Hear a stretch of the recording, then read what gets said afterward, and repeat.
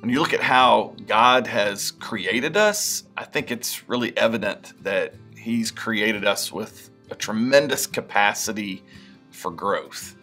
I mean, from the very beginning, we arrive as these little beings who are so dependent upon someone else to take care of us, to feed us, to clothe us, to provide for us.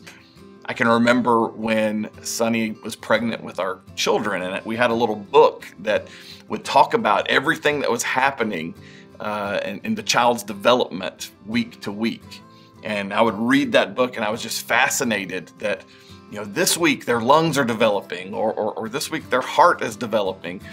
And I look back on that and I see that God has created us from the very beginning, from our conception all the way through the rest of our lives, with this capacity for growth. And it's not just physical growth, there's emotional growth that's a part of that. There are a lot of resources to help us as we mature emotionally, but spiritually, the same principle applies.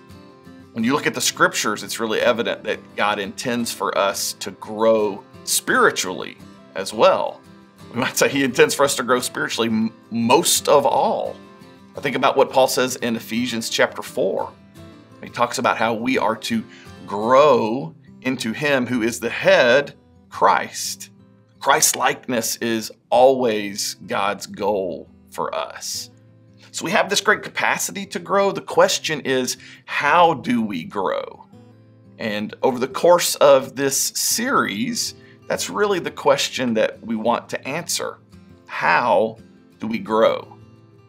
Through this series, we'll be talking about some of the spiritual disciplines, some of those tried and true methods that God uses to grow us. And I hope that you will experience the tremendous growth that God intends as we go through this series together.